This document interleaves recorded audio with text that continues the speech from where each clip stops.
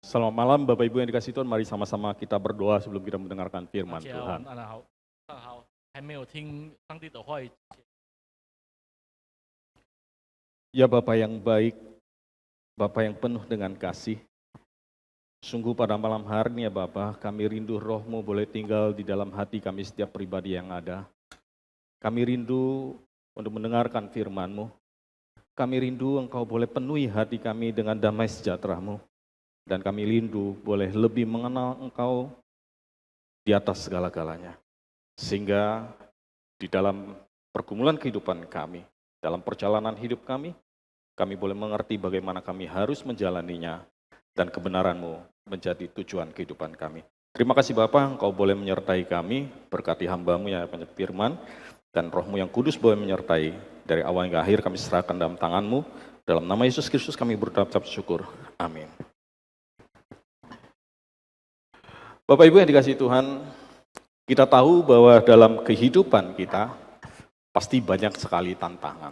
弟兄姐妹，我们知道我们生命里面有很多的挑战， Tidak jarang kita merasa terbebani oleh berbagai masalah kehidupan yang seolah-olah tidak berhentinya selalu datang silih berganti.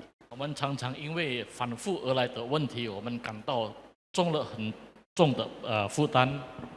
Tentu saja dalam situasi seperti ini menyebabkan kita selalu mencari cara untuk bagaimana bisa melewatinya. 这样的情况之下，我们寻找很多的方法来如何来应付这个反反复复的挑战。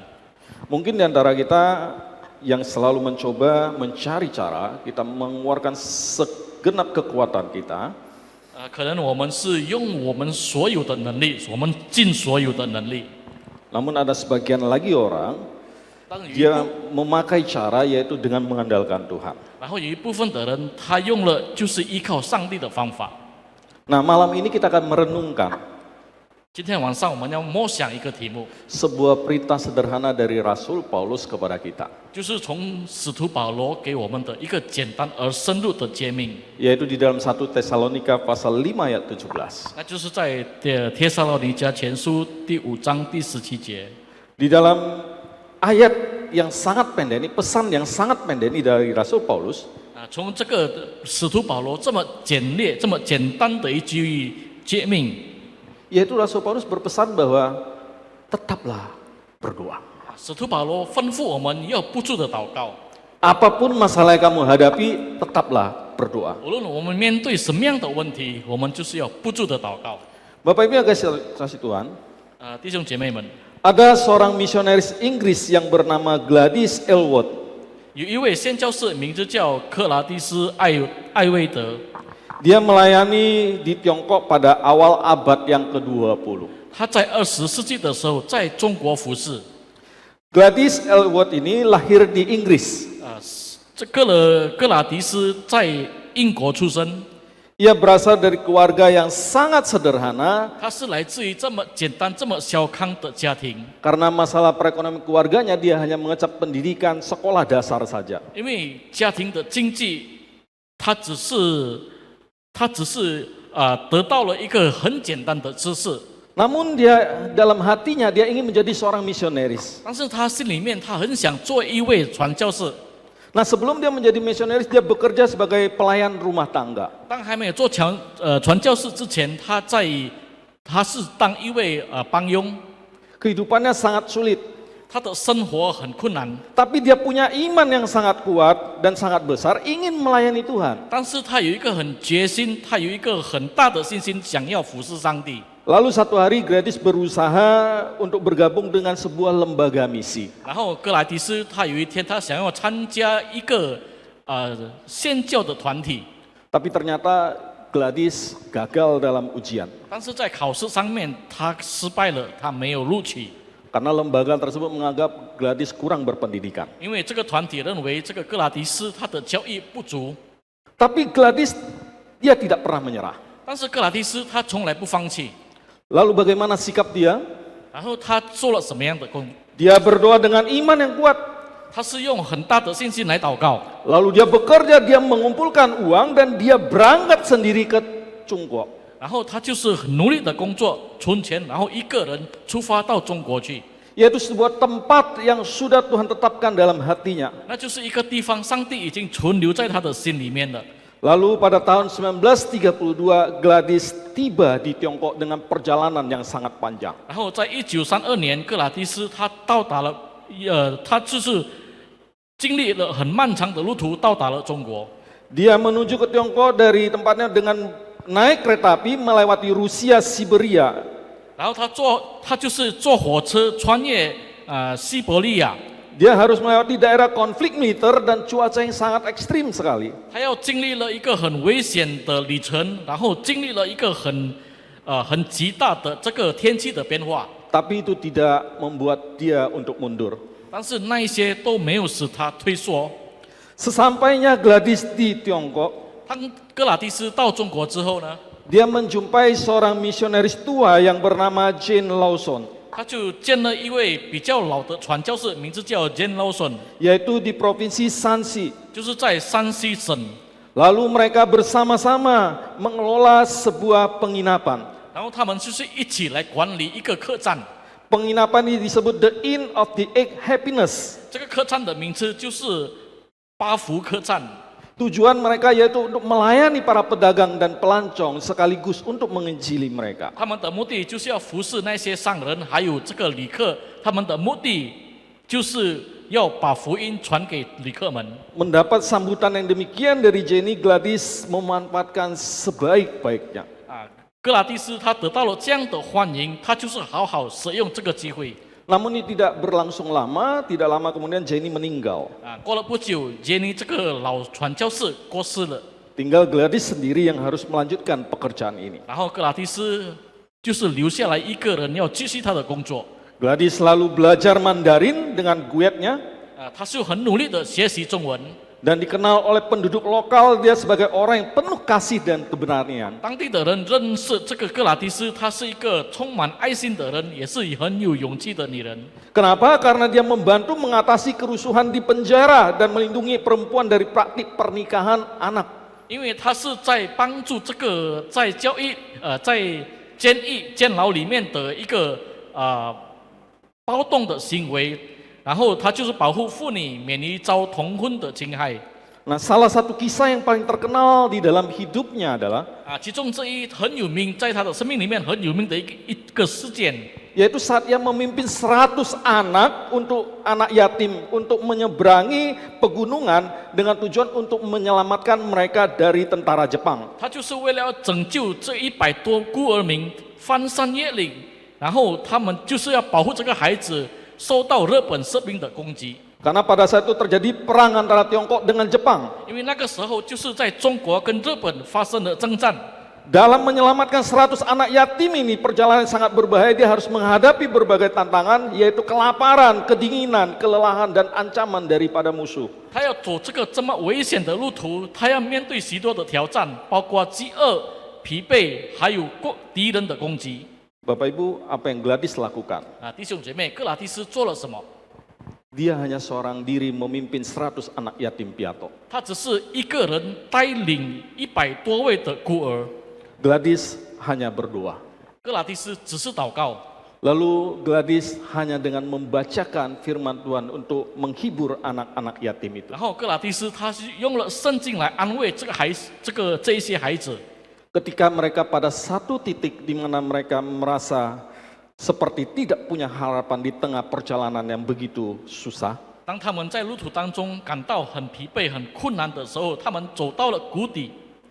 Gladys bisa melihat bagaimana Tuhan menjawab doanya. 格拉蒂斯就看见上帝如何应允他的祷告， Yaitu Tuhan memakai orang-orang lokal untuk membantu menyediakan makanan dan tempat berlindung bagi Gladys dan anak-anak itu. 就是上帝用了这个当地的人民，当地的居民来为他们预备食物，然后给他们一个避难的地方。 Sampai akhirnya Tuhan memimpin mereka sampai tiba di tempat yang aman. 然后直到上帝带领他们到了一个比较安全的地方。 Kemudian salah satu anak yatim tersebut pernah bersaksi demikian. 然后其中有一位孩子，他曾经做了这样的见证。 Yaitu dia katakan, kami tidak akan pernah melupakan bagaimana Ibu Gladys berdoa setiap malam. 我们从来不会忘记格拉蒂斯妇女如何每一天晚上都祷告。 Meskipun kami semua takut, 虽然我们每一个人都很害怕， tapi Ibu Gladys selalu berkata bahwa Tuhan bersama kami. 但是哥拉提斯常常跟我们说，上帝与我们同在。 Dan kami percaya karena iman Ibu Gladys yang begitu nyata. 然后我们很相信，因为他的信心是如何的真实。 Bapak Ibu yang kasih Tuhan, kesaksian ini dicatat dalam sebuah buku yang berjudul The Small Woman. 这些事情被记载在一个书本，名字就叫《一个小女孩》， yang ditulis oleh Alan Bergnis. 就是阿兰伯格所写的。 Kemudian peristiwa ini juga difilmkan Bapak Ibu. 然后这个事件也是被拍成电影。 Pada tahun 1958 film ini difilmkan dengan judul The Inn of the Sick Happiness. 就是这个电影是1958年，它的名称就是巴福客栈。 Ini sebuah kesaksian yang luar biasa kehidupan nyata bagaimana Gladys boleh memperlihatkan imannya dalam doa. 这个是很真实的见证，克拉蒂斯如何彰显了他的信心。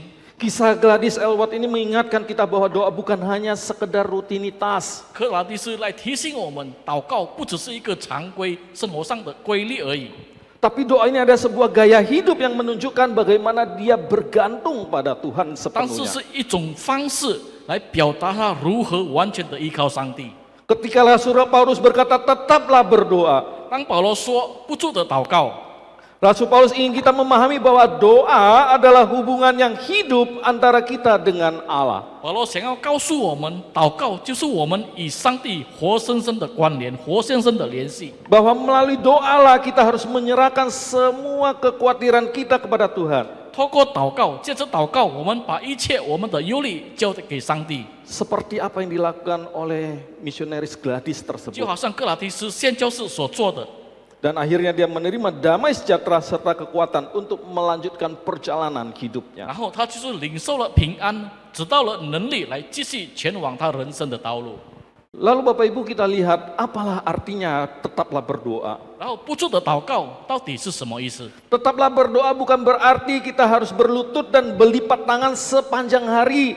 不住的祷告不表示说我们整天都要跪下来，要合手来祷告。 Sebaliknya tetaplah berdoa itu artinya adalah nafas kehidupan daripada rohani kita.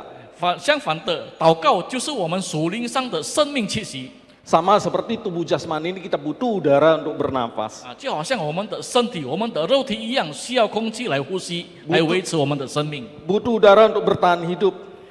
需要空气来维持我们的生命。 Jiwa kita juga butuh doa untuk tetap bisa hidup dan terhubung dengan Tuhan. 我们的灵也是需要祷告，让我们可以与上帝不断的连接。 Ketika berdoa Bapak Ibu, 当我们祷告的时候， kita harus mengakui bahwa kita tidak mampu menjalani hidup ini dengan kekuatan kita 我们 sendiri. 必须要承认，如果依靠自己的能力，不可能会完成我们的人生道路。 Seperti Rasul Paulus yang tuliskan dalam Filipi pasal 4 ayat 6 sampai dengan 7. 就像使徒保罗在腓立比书第4章第6到第7节说： Paulus berkata demikian, janganlah hendaknya kamu khawatir tentang apapun juga, tetapi nyatakanlah dalam segala hal keinginanmu kepada Allah dalam doa dan permohonan dengan ucapan syukur. 应当一无挂虑，只要凡事借着祷告、祈求和感谢，将你们所要的告诉神，神所赐出人意外的平安，必在基督耶稣里保守你们的心怀意念。 Apa maksudnya Rasul Paulus menuliskan ini? 保罗所说的这个是什么意思呢？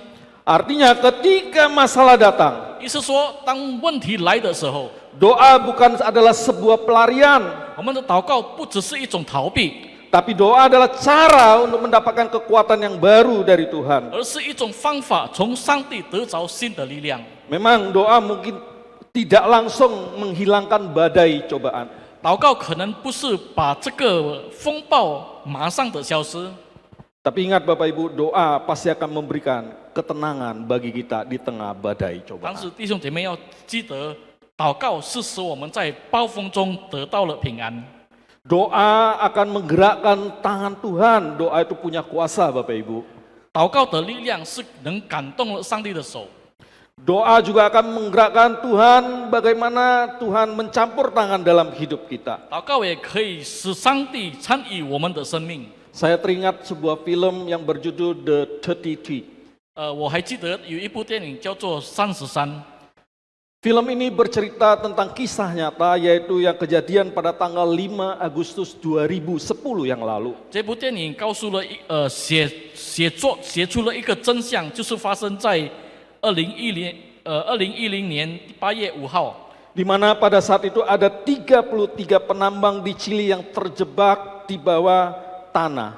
就是说明这有33位的智利的矿工被困在地底下。 Mereka pekerja ini 33 orang, sebanyak 33 orang terjebak di dalam tambang yang runtuh selama 69 hari. 这33位的矿工就是在一个倒塌的金矿里面被困住了69天。 Dengan kedalaman 700 meter. 这个深度在700米以下。 Bapak Ibu coba bayangkan, mereka pekerja tambang kedalaman 700 meter. Tambang itu runtuh dan mereka tidak punya akses sama sekali untuk keluar. 我们想象一下，这33位在矿工里面地底下700米倒塌了，他们没有出路可以出来。 Di dalam tambang itu tentu saja udara mereka juga terbatas. 在里面也是空气是有限的， Makanan mereka juga sangat 他 terbatas. 们的食物也是有限。 Dan tentu saja saya bisa bayangkan mereka pasti sepertinya tidak punya harapan lagi untuk 我 diselamatkan. 们可以想象一下，他们有可能没有得救的盼望了。 Bapak Ibu coba bayangkan satu hari demi satu hari yang harus mereka lewati dalam 69 hari itu. Bagaimana mereka melewati tekanan fisik, mental yang mereka hadapi. 他们如何经过69天，受到这个生理、心理的压力？ Dalam kegelapan yang tidak ada kepastian apakah mereka diselamatkan atau tidak. 在黑暗当中，在不确定当中，他们失去了盼望，他们是不是能得救？ Tapi satu hal yang luar biasa Bapak Ibu yang dikasihi Tuhan. 但是很奇妙的一件事情， Ada salah satu penambang yang di dalam situ. 在33位当中有一个矿工， Yang bernama Mario Sepulveda. 他的名字叫 Mario Sepulveda。 Mario pada saat itu mengajak teman-temannya untuk melakukan satu hal. Mario 就邀请了他的朋友们，他的这个工人要做了一件事情， Yaitu apa Bapak Ibu? 做了什么？ Berdoa. 那就是祷告。 Mario mengajak teman-temannya untuk berdoa bersama-sama setiap hari. Mario 就是邀请他的朋友们每一天一起来祷告。 Doa Mario dia meminta kekuatan, keberanian dan minta Tuhan tunjukkan jalan keluar. 他就是恳求上帝给他力量，给他能力，还有给他们出路。 Awalnya para penambang yang lain tidak mau Bapak Ibu. 刚开始的时候，其他的矿工是不愿意参加， Tapi mereka melihat bagaimana Mario dengan serius, dengan punya iman seperti Gladys berdoa, berdoa dan berdoa terus. 但是他们看见了他如何认真的祷告，一直不断的祷告。 Kemudian Mario mulai mengajak mereka bernyanyi. 然后 Mario 就邀请他们一起来唱诗。 Dengan demikian sehari demi sehari Mario kembali membangkitkan semangat mereka untuk berdoa dan ikut bernyanyi. 然后一天又一天的 ，Mario 邀请他们来，然后他们的精神也开始起了。 Orang-orang yang di atas mulai mencari mereka. 在上面的人开始寻找他们。 Lalu perusahaan ini mengandalkan alat berat untuk ngebor. 然后这个搜救的人，他们就是用这个挖土机来开始挖土。 Sekali ngebor biayanya sangat mahal. 一次挖土的这个费用很大。 Tapi dengan putus asa mereka paksakan, walaupun mahal mereka tetap lakukan. 无论这么昂贵的费用，他们不断的继续在挖。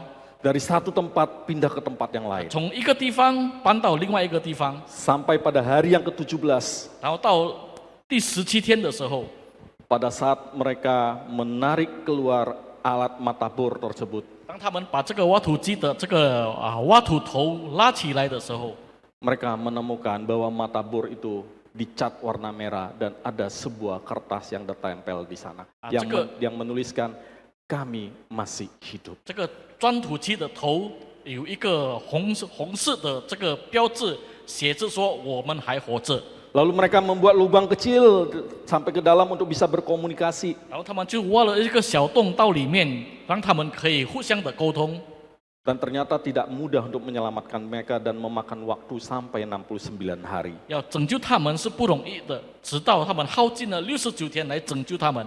Ketika mereka semua berhasil diangkat ke permukaan, 当全部的人可以被他们救出来的，全部救出来之后呢， mereka semua bersaksi bahwa doa adalah alasan mereka bahwa mereka bisa tetap kuat dan hidup. 然后他们做了见证，就是祷告成为他们的理由，可以维持坚定的来活着。 Salah seorang penambang berkata, 其中一个矿工说， kami bukan hanya 33 orang, 我们不只是33个人， tapi 34, 但是我们有34， karena Tuhan bersama dengan kami. 因为上帝与我们同在。 Bapak Ibu yang dikasihi Tuhan, 亲爱的弟兄姐妹， jika Tuhan mampu menyelamatkan mereka dari kedalaman bumi, 如果上帝能把他们从地球的深处拯救他们出来， Tuhan juga pasti sanggup menyelamatkan kita dari masalah-masalah yang kita hadapi. 上帝也必定能拯救我们脱离我们所面对的困难。 Doa mengingatkan kita bahwa tidak ada yang mustahil bagi Tuhan. 祷告提醒我们在上帝里面没有难成的事。 Lalu muncul pertanyaan mungkin dari kita semua. 然后从我们可能有问题， Bagaimana caranya supaya tetap berdoa? 我们要如何不断的、不住的祷告？ Tetaplah berdoa itu adalah perintah yang sangat sederhana. 不住的祷告是一个很简单的诫命， Tapi seringkali sulit bagi kita untuk lakukan. 但是我们很难去做出来。 Bapak Ibu, saya ingin membagikan tips bagi kita. 我想跟弟兄姐妹分享一个方法，一个步骤。 Kita bisa melakukannya mulai dengan cara yang sederhana. 我们可以以简单的方法来开始。 Pertama, marilah kita tetapkan dulu, tentukan dulu waktu khusus yang harus kita sediakan untuk berdoa setiap hari. 第一点就是我们要用一个时间，固定的时间，每天来祷告。 Kapan waktu yang kita kosong? Apakah pagi hari, siang hari, atau waktu yang sebelum tidur? 这个空的时间是在什么时候？是早上起床的时候吗？还是晚上睡觉前的时候？ Kita tetapkan dulu kapan kita mau berdoa. 我们先定下来什么时候我们要祷告， Dan kita komit untuk melakukannya. 然后我们节制，我们要做出来。 Yang kedua, marilah kita jadikan doa itu sebagai sebuah rutinitas. 我们要把祷告，第二点就是我们把祷告变成一个日常的规律 Seperti setiap hari kita harus makan. 比如说，就好像我们每天都要吃饭 Bapak Ibu, doa itu tidak perlu panjang-panjang. 弟兄姐妹，祷告不用很长 Di tengah kesibukan mungkin kita cukup doa yang sangat singkat. 在忙碌当中，我们可能可以用一个很简单的祷告。 Kita boleh katakan dengan hati yang tulus, Tuhan bimbinglah aku hari ini. 我们可以衷心的说，主啊，今天带领我吧。 Apakah susah untuk melakukan ini Bapak Ibu setiap hari? 每天要这样做，是不是会不会很难？ Yang ketiga, marilah kita bersama-sama berdoa dengan keluarga kita dan komunitas seperti yang kita lakukan pada malam hari ini. 第三天就是要以家人祷告，或是以我们团契，就好像现在我们所做的一起来祷告。 Yakinlah Bapak Ibu, ketika kita tetap berdoa, itu akan memperkuat hubungan kita dengan Tuhan dan juga dengan sesama 我 kita. 们要相信，当我们祷告的时候，会让我们跟上帝的关系，让我们跟别人的关系会更好。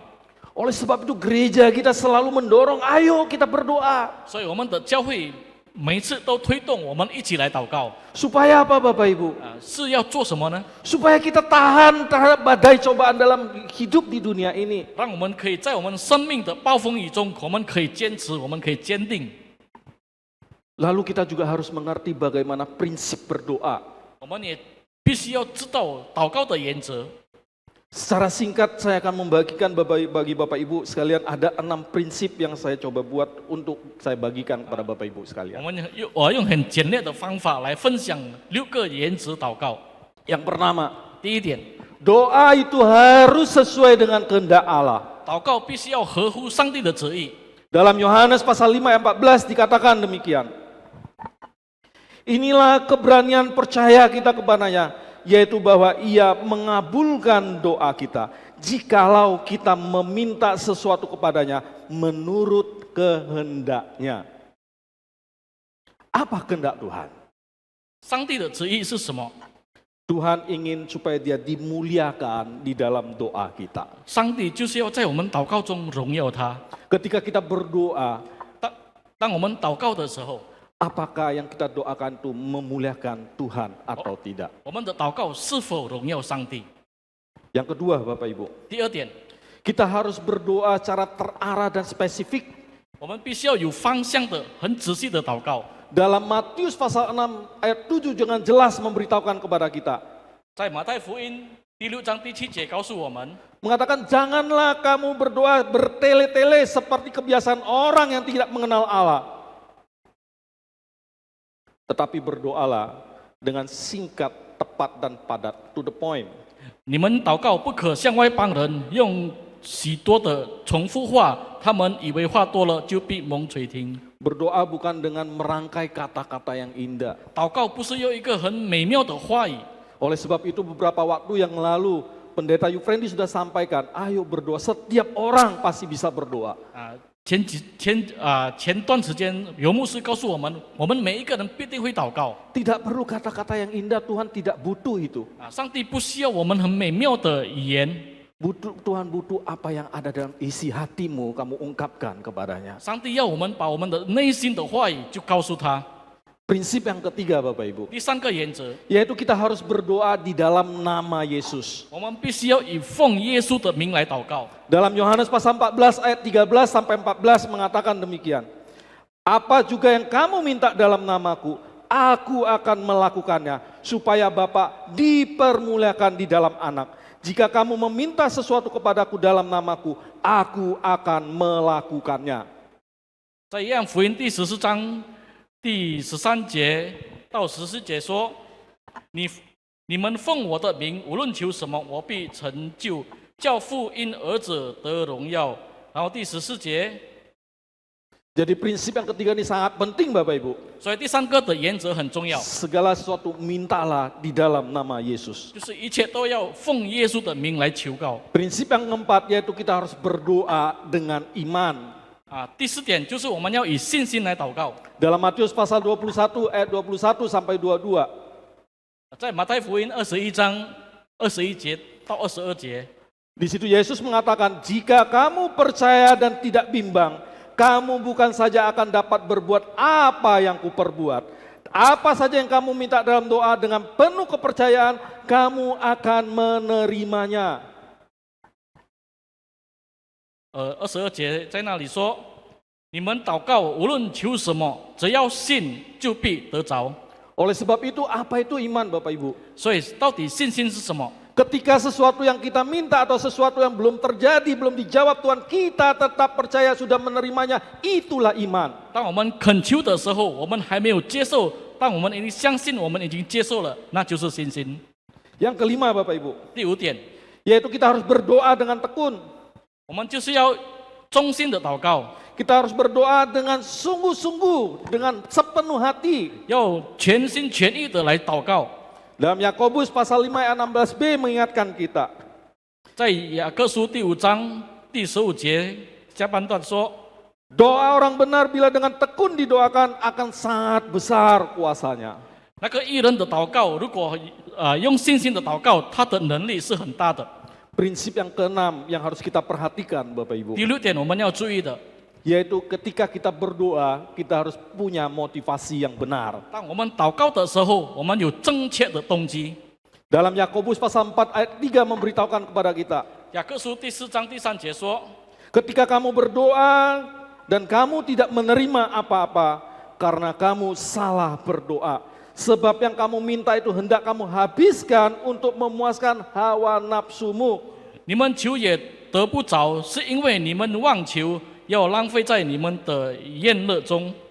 Jadi Bapak Ibu yang dikasihi Tuhan, 所以，亲爱的弟兄姐妹， ketika kita berdoa tidak dijawab oleh Tuhan, 当我们祷告，上帝没有应允， mari kita introspeksi diri kita. 我们要悔改我们自己。 Apakah kita sudah berdoa sesuai dengan kehendak Tuhan atau belum? 我们是不是祷告的时候已经合乎上帝的旨意了吗？ Ataukah kita hanya berdoa hanya sesuai dengan keinginan kita? 或是我们祷告的时候只是按照我们自己的心意？ Jadi sangat penting bagi kita untuk tidak meminta sesuatu dengan alasan yang salah, yang berdasarkan apa yang kita pikirkan. 所以当我们恳求的时候，不要按照我们自己的思想，不要按照我们的心意。 Sebagai penutup saya ingin menceritakan kembali sebuah kisah nyata. 成为结束，我要说一个事件，一个故事。 Pada abad ke-19 ada seorang yang bernama George Muller. 在第19世纪有一个人名字叫 George Muller， Dia dikenal sebagai seorang yang punya iman yang sangat luar biasa. 他被成为一个很有奇妙信心的人。 Dia mendirikan panti asuhan dengan mengandalkan sepenuhnya iman dan doa. 他建立一个孤儿院，只是靠祷告跟信心。 Dia tidak membangun panti asuhan ini dengan mengandalkan uang 他没有靠金钱来建立这个孤儿院， atau minta sumbangan ke sana kemari. 或是到处都要求这个捐款。 Tapi dia membangun panti asuhan ini hanya dengan doa dan iman, itu modalnya. 但是他只是用祷告跟信心来建设、来开设这个孤儿院。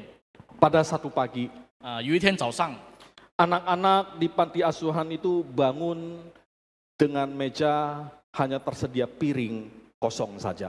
孩子们起来的时候，餐桌是空空的， Makanan semua sudah habis. 全部的食物都没有了，都用完了。 Lalu salah satu pekerja Josh Muller mendatangi Josh Muller dan memberitahukan kepada Josh 然后 Muller 一个工人，他就是跟 Josmer 说， bahwa makanan sudah benar-benar habis. 全部的食物全部都耗尽了。 Apa yang dilakukan Josh Muller? Josmer 做了什么？ Josh Muller bukannya panik, Josmer 他没有几乎没有慌，没有惊慌。 dia bukan harus ke sana kemari, pinjam sana, pinjam sini, panik mencari cara untuk memenuhi itu. 他没有很着急的到处去寻找帮助，寻找去借还是得到别人的帮助。 Tapi Josh Muller dengan tenang, 但是很平静的这个 Josh Muller， dia mengajak semua anak-anak pantinya untuk duduk bersama di ruang makan. 在这个餐厅里面邀请孩子们坐下来， Lalu dia mengajak mereka berdoa. 邀请他们一起来祷告。 Josh Muller bukan menggerutu tapi dia tetap bersyukur pada Tuhan. Josh Muller 没有抱怨，但是他还是献上感恩。 Dalam doanya dia katakan demikian. 在祷告中，他说这样： Tuhan, terima kasih untuk makanan yang kau sediakan bagi kami. 感谢主，你已经预备了我们食物。 Bapak Ibu bayangkan tidak ada makanan. 我们可以想象一下，那里在那一边没有食物， Tapi Josh Muller bisa berdoa demikian. Tuhan, terima kasih untuk makanan yang engkau sediakan bagi kami. 但是 Josh Muller 他可以这样子祷告说：上帝，感谢你，你已经预备食物给我们。 Itu menunjukkan imannya Bapak Ibu. 这是表达了他的信心。 Dan luar biasanya, 但是很奇妙的， tidak lama kemudian 过了不久之后， ada orang yang mengetuk pintu. 有人敲门了， Ada seorang yang mengantarkan susu kepada mereka. 有人送牛奶给他们。 Orang ini mengatakan, kereta saya membawa susu ini rusak, daripada susu ini tidak terantar menjadi basi, lebih baik saya kasihkan kepada kalian. 他说了，我的车子抛锚在这个旁边，这个牛奶不能按时来送达，让这个牛奶可能会发霉，所以我送过来。 Dan tidak lama kemudian ada seorang yang mengantarkan roti. 然后过了不久，有人送面包。 Bapak Ibu, 弟兄姐妹， ini bukan kebetulan. 这个不是偶然 Kita lihat bagaimana cara Josh Muller berdoa. 我们可以看到 Josh Muller 如何祷告。 Ketika dia menghadapi masalah yang besar, 当他面对极大的困难的时候， bagaimana dia tetap berlutut dan bersyukur kepada Tuhan. 他如何跪下来献上感谢？ Bagaimana dia mempunyai iman yang luar biasa. 他怎么样有这么极大的信心？ Singkat cerita Bapak Ibu, selesai masalah ini bukan selesai semua. Ternyata masih ada masalah yang menanti. 简单来说，过了这个事情之后，问题不是解决了，但是前面还有很大的问题，还有很多的问题。 Lalu datang pemilik tanah rumah itu 然后这个所有地的人来到他那边， yang ingin mengusir mereka dari tempat. 要从这个地方要赶他们出去。 Itu tentu saja sangat meresahkan Josh Muller. 这个是让 Josh Muller 很头颈很头晕头。 Bagaimana Josh Muller mengatasinya? Josh Muller 如何来解决这个问题 Josh Muller kembali berdoa. ？Josh Muller 回来祷告， Dia sambil jalan, dia sambil berdoa pada Tuhan. 他一边走一边向上帝祷告。 Dia katakan dia serahkan semuanya apa yang harus saya lakukan. 他说他要做什么？ Namun saya bersyukur engkau memberikan saya kesempatan untuk melayani anak-anak ini. 他向上帝感恩，感恩他给他机会来服侍这些孩子们。 Ketika dia berjalan, dia menabrak sebuah banner 当他走的时候，他就撞了一个布条， Dan di banner itu Tuhan menjawab doanya. 在那个布条里面，上帝回答了他的祷告。 Yaitu di banner itu memberitahukan bahwa ada sebidang tanah yang mau dijual murah. 那个布条说有一块地要便宜的卖出， Lalu kemudian dia begitu bersuka cita, dia berdoa lagi sama Tuhan dan dia ketemu dengan pemilik tanah tersebut. 他很喜乐很开心然后他就是跟这个的地主见面， Dan dia menceritakan apa maksud tujuan dia. 然后他把他的目的告诉了这个地主。 Akhirnya pemilik tanah ini membantu dia membangun sebuah tempat yatim piatu yang begitu luas. 这个地主就是为他建了一个很大、很宽广的一个地方。 Bapak Ibu yang dikasihi Tuhan, 亲爱的弟兄姐妹， kejadian kisah daripada George Muller ini begitu ajaib. George Muller 所经历的事情是很奇妙。 Ia terus bersaksi bahwa Tuhan selalu setia menjawab doanya pada waktu yang tepat. 他常常做见证说，上帝应允了他祷告，在按他的时间。 Dan dia bersaksi bagaimana Tuhan memimpin dia memenuhi semua fasilitas dan kebutuhan yang dia butuhkan. 他也是做见证，上帝如何满足了他所需要的设备，还有所有的一切。 Sebenarnya George Muller memberitahukan kepada kita sebuah rahasia. 其实 George Muller 告诉了我们一个秘密。 Ketika dia tanya, mengapa kamu bisa tetap seperti ini? 当他被询问的时候，你怎么可以依然是这样？ Ia menjawab, 他回答了： iman tidak bekerja dalam batas kemampuan manusia yang dianggap mungkin. 信心不会在人认为可能发生的范围内发起作用。 Tapi iman dimulai di tempat di mana kekuatan manusia itu berakhir. 而信心是在人的力量结束后开始作用。 George Muller mengingatkan kita George Muller 来提醒我们， bahwa iman melampaui apa yang manusia pikir dapat lakukan. 信心是超越人所想他能做到的。 Iman memungkinkan Tuhan bekerja di luar batas kemampuan manusia. 并彰显了信心可能让上帝在人的能力以外工作。 Bapak Ibu yang dikasihi Tuhan, 亲爱的弟兄姐妹， marilah kita menjadikan berdoa menjadi gaya hidup 我们 kita. 要让把祷告成为我们生活的方式。 Apapun yang sedang kita hadapi pada saat ini. 无论现在我们面对的是什么， Apakah itu sukacita, duka cita, ataupun kekhawatiran. 要喜乐也好，悲伤也好，忧虑也好， Mari kita belajar seperti George Muller. 我们要学习 George Muller， Mari kita belajar seperti Gladys. 要学习格拉迪斯， Mari kita belajar seperti Mario. 我们要学习马里欧， Kita serahkan semuanya kepada Tuhan dalam doa. 在祷告中把一切交给上帝。 Oleh sebab itu tetaplah berdoa Bapak Ibu. 所以我们要不断不住的祷告， Karena di dalam doa pasti ada kekuatan.